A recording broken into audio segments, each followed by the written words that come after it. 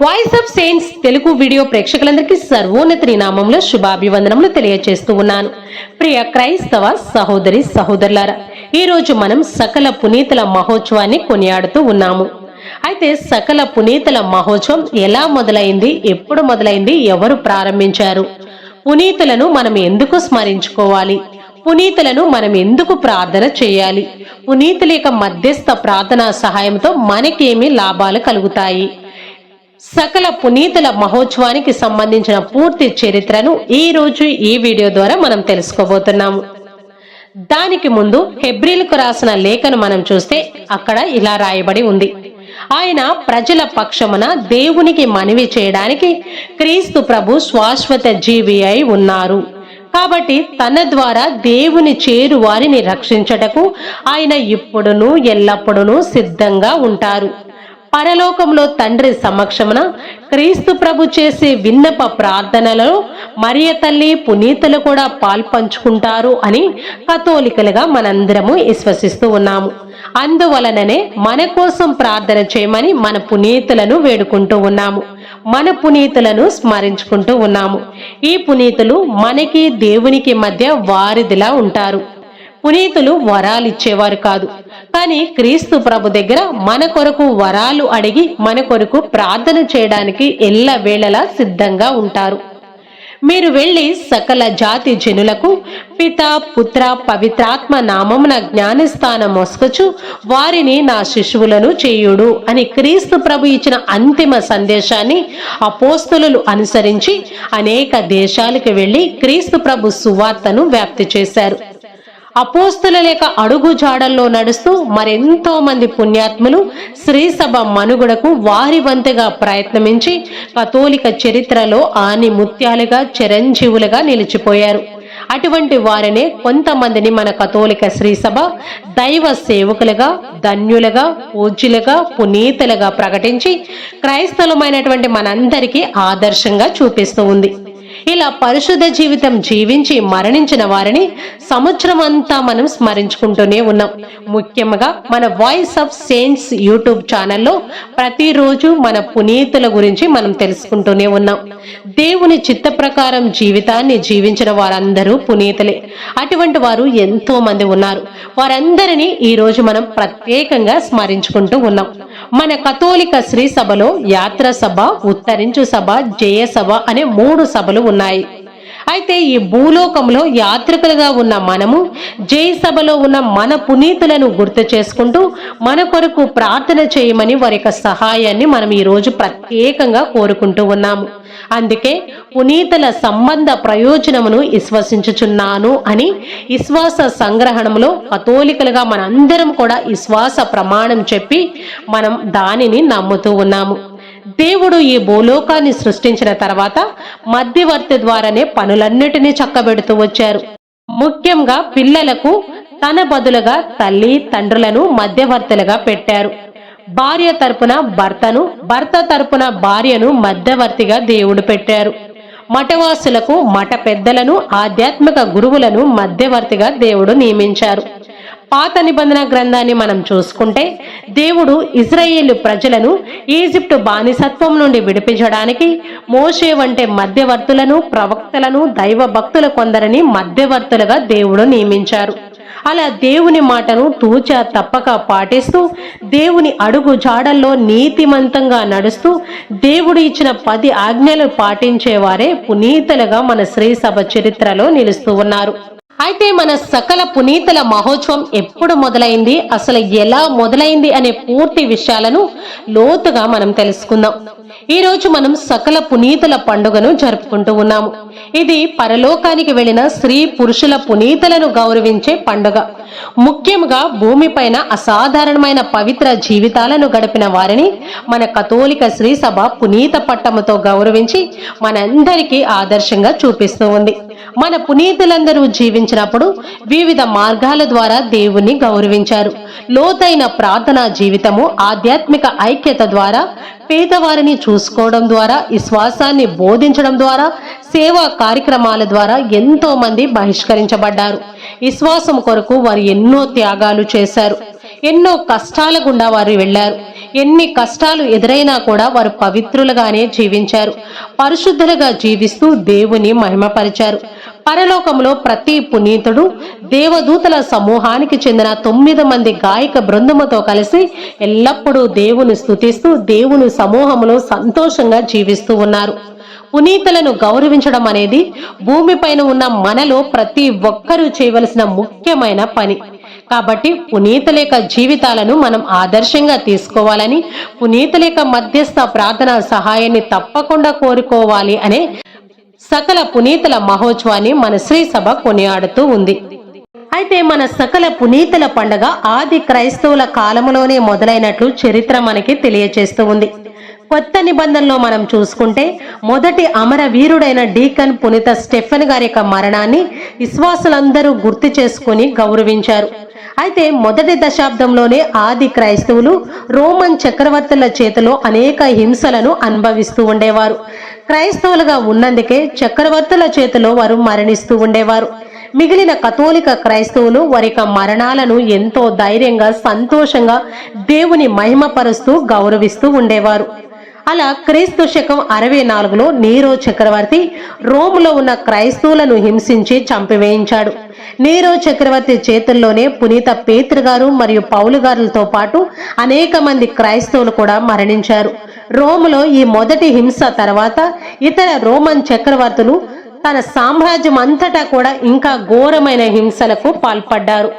ఆ విధంగా క్రీస్తు శకం 303 నుండి 311 మధ్య కాలంలో జీవించిన డియోక్లేషియస్ చక్రవర్తి రోములో ఇంకా దారుణమైన హింసాకాండానికి పాల్పడ్డాడు.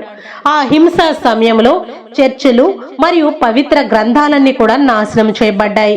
క్రైస్తవులు వారి యొక్క ఆస్తులను, చట్టపరమైన హక్కులను మరియు వారి యొక్క జీవితాలను కూడా కోల్పోయారు. చనిపోగా బ్రతికి ఉన్న క్రైస్తవులను జైల్లో పెట్టి హింసించాడు డియోక్లేషియస్ చక్రవర్తి. ఆ హింస సమయంలో 3500 మంది కంటే ఎక్కువే అమాయక క్రైస్తవులు ప్రాణాలను కోల్పోయారు. ఆ తర్వాత 4వ శతాబ్దంలో కాన్స్టెంట్ చక్రవర్తి 1313లో క్రైస్తవ మతాన్ని చట్టబద్ధం చేసి క్రైస్తవులకు రక్షణ కల్పించి తాను కూడా క్రైస్తవుడుగా మారి క్రీస్తు ప్రభు కొరకు వేద సాక్షి హతసాక్షులుగా మరణించిన వారి యొక్క విగ్రహాలను కట్టించారు. వారి యొక్క ధైర్యాన్ని, విశ్వాసాన్ని ప్రజలందరూ కూడా స్ఫూర్తిగా ఆదర్శంగా తీసుకోవాలి అని కాన్స్టెంట్ చక్రవర్తి ప్రజలకు పిలుపునిచ్చారు. ఆ తర్వాత కాన్స్టెంట్ చక్రవర్తి యొక్క ఆధ్వర్యంలో వారి యొక్క సమాధులు చర్చిలుగా, తీర్థయాత్రలుగా మరియు ప్రార్థనా స్థలాలుగా మారాయి. మే 13, 609లో పోప్ 4వ బోనిఫస్ గారు అంతకుముందు రోములో అన్యమత దేవాలయముగా ఉన్న పొంతినేన్ అనే దేవాలయాన్ని కాన్స్టెంట్ చక్రవర్తి యొక్క అనుమతితో మరియ తల్లికి మరియు పునీతులకు అంకితం చేశారు. ప్రతి సంవత్సరం ఈ దేవాలయం యొక్క వేడుక జరిగినప్పుడు పునీతులందరినీ స్మరించుకుంటూ ఉండేవారు. ఆ తర్వాత 731 నవంబర్ 1న 3వ గ్రెగోరీ పోపు గారు పాత పునీత పేతురు గారి యొక్క దేవాలయాన్ని అపోస్తులు మరియు పునీతుల యొక్క పవిత్ర అవశేషాలను భద్రపరచడానికి అంకితం చేశారు. ఆ తర్వాత 844లో 4వ గ్రెగోరీ పోపు గారు నవంబర్ 1న పునీతులను స్మరించుకోవాలి అని అన్ని దేవాలయాలకు పిలుపునిచ్చారు. ఆ తర్వాత కాలంలో 1484లో 4వ సిక్సిత్ పోపు గారు నవంబర్ 1ని పునీతుల పవిత్ర రోజుగా అధికారికంగా ప్రకటించారు. దానికి ముందు రోజు ఒక రోజంతా జాగరణ చేసి ప్రార్థనలు చేసేవారు అప్పటిలో క్రైస్తవులు. ఇలా మొత్తంగా 9 రోజులు ఈ పండుగను జరుపుకునేవారు. దీనినే ఆల్ హోల్స్ లేదా హోల్ విన్ అని పిలిచేవారు. అయితే కొన్ని సంవత్సరాల తర్వాత దురదృష్టవశాత్తు క్రైస్తవుల పునీతుల పండగ కాస్త అన్యమత పండగగా మారిపోయింది. అయినప్పటికీ కథోలిక పెద్దలు విశ్వాసులందరినీ ఒక చోట పోగు చేసి మరలా వారిని విశ్వాసములో నడిపిస్తూ నవంబర్ 1న సకల పునీతుల పండగగా అధికారికంగా రికార్డులో పొందుపరిచి కథోలిక దేవాలయంలో దివ్యబలి పూజను సమర్పించి ప్రజలందరినీ విశ్వాసములో నడిపిస్తూ పునీతులను స్మరించుకుంటూ పునీతుల యొక్క మధ్యస్థ ప్రార్థనా సహాయాన్ని కోరుతూ ప్రజలను ఆధ్యాత్మికంగా పుణ్యబాటలో నడిపిస్తూ ఉన్నారు. అప్పటి నుండి ప్రపంచవ్యాప్తంగా ఉన్న అన్ని క్యాథలిక్ దేవాలయాలలో నవంబర్ 1న పునీతులందరినీ స్మరించుకునే రోజుగా విశ్వాసులందరూ కూడా పునీతులను స్మరించుకోవడం ఆనవాయితీగా వచ్చింది. ఈ రోజు క్రైస్తవులకి ఒక ముఖ్యమైన పవిత్రమైన రోజు. ఈ రోజు తప్పనిసరి పరిస్థితిలో అనారోగ్యంతో ఉంటే తప్ప దేవాలయానికి మానకూడదు అనే ఒక నియమం కూడా ఉంది. ఈ రోజు దేవాలయంలో ప్రత్యేకమైన ప్రార్థనలు, ఆరాధనలు జరుగుతాయి. సకల పునీతుల పండగ రోజున ప్రతి ఒక్కరూ పునీతుల జీవితాలను ఆదర్శంగా తీసుకొని వారి పుణ్య బాటలో నడవాలి అని విశ్వాసులకు సందేశం ఇస్తారు. దేవుని వాగ్దానాన్ని నమ్మి ధన్యతతో కూడిన జీవితం జీవించడమే పునీత జీవితం అని సకల పునీతుల పండగ మనకి గుర్తు చేస్తూ ఉంది. ఈ రోజు క్రైస్తవులు దేవాలయానికి వెళ్లి పునీతుల వలె పవిత్రంగా జీవించేలా వారి కొరకు ప్రార్థన చేయమని పునీతుల యొక్క మధ్యస్థ ప్రార్థన సహాయాన్ని కోరుకుంటూ ఉంటారు. సకల పునీతుల పండగ సందర్భంగా ప్రత్యేక పునీత పాటలు పాడతారు మరియు వారి యొక్క జీవితాల గురించి ఉపదేశాలు ఇస్తారు.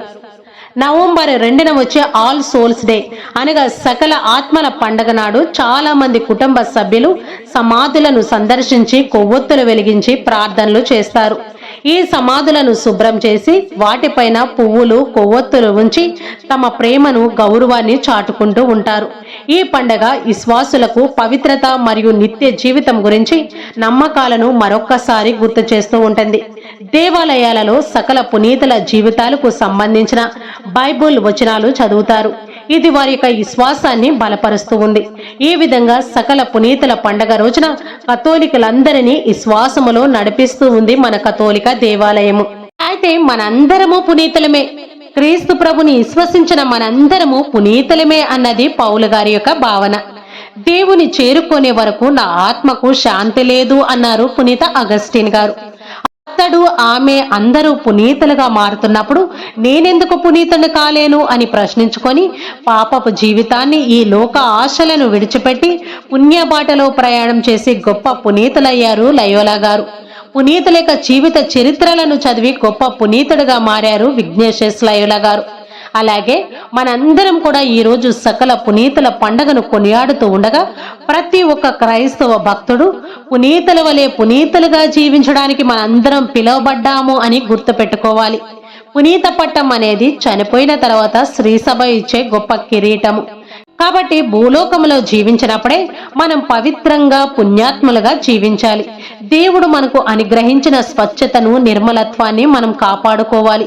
వాటిని మనం నిలబెట్టుకోవాలి. మన జీవితం నుండి అన్ని పాపాలను అనగా చిన్న పాపాలను కూడా మనం తొలగించుకునే ప్రయత్నం చేయాలి. మనకి వీలైనంత ఎక్కువ సమయం ప్రార్థనలో గడపాలి. పునీతుల యొక్క జీవితాల గురించి తెలుసుకోవాలి. పునీతుల యొక్క జీవితాలను మనందరము ఆదర్శంగా తీసుకోవాలి. సోదర భావము, సేవాభావంతో జీవించాలి. దేవుడు మనలని కావాలి అని కోరుకునేంత సూపర్ పునీతులుగా మనం మారడానికి మనం చేయగలిగిన ప్రతిదీ చేయడానికి ఎల్లప్పుడూ సిద్ధంగా ఉండాలి. అప్పుడే మన జీవితాలు పుణ్యబాటలో సాగుతాయి. కాబట్టి మనందరం కూడా పునీతుల జీవితాలను తెలుసుకొని పునీతుల జీవితాలను ఆదర్శంగా తీసుకొని పుణ్య బాటలో జీవించాలి అనే ముఖ్య ఉద్దేశంతోనే మన voice of saints Telugu YouTube channel ద్వారా మన పునీతుల యొక్క జీవితాలను మీ ముందుకు తీసుకువస్తూ ఉన్నాము. కాబట్టి ప్రతి ఒక్కరు కూడా భక్తి, విశ్వాసం, అంకిత భావంతో పునీతుల యొక్క పుణ్య జీవితాలను స్మరించుకుంటూ మీ యొక్క జీవితాలను పుణ్యాత్ములుగా మార్చుకోవాలి అన్నదే మా ఆశ. కాబట్టి మనందరం కూడా మన పునీతుల యొక్క పుణ్య బాటలో మన జీవితాలను కొనసాగిద్దాం. పరలోకములో ఉన్న మా సకల పునీతులారా, మీలో ప్రతి ఒక్కరూ దేవాలయానికి ఇచ్చిన పవిత్ర సాక్ష్యానికి మేమెంతో కృతజ్ఞతలు తెలుపుతూ ఉన్నాము. మరియు మీరిప్పుడు పరలోకములో అనుభవిస్తున్న ఆనందానికి గాను మేమెంతో సంతోషిస్తూ ఉన్నాము. దయచేసి మా అందరి కొరకు ప్రార్థించండి.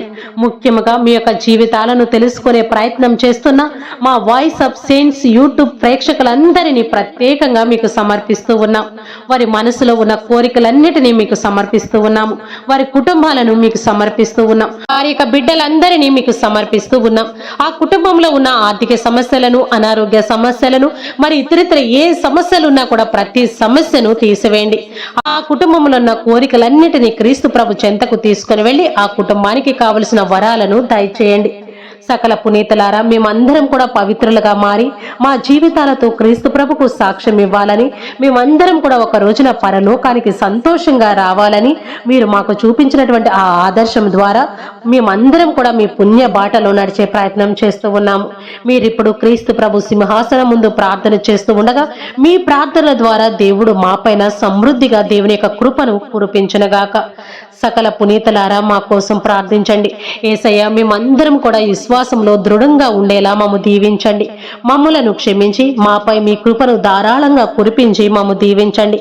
పునీతుల యొక్క పుణ్య బాటలో నడిచేలా మమ్మలందరినీ దీవించి మమ్మలందరినీ మీ చెంతకు చేర్చుకునండి. సకల పునీతులారా, మా కొరకు ప్రార్థించండి. సకల పునీతులారా, మా కొరకు ప్రార్థించండి. సకల పునీతులారా, మా కొరకు ప్రార్థించండి. ఆమేన్. God bless you all.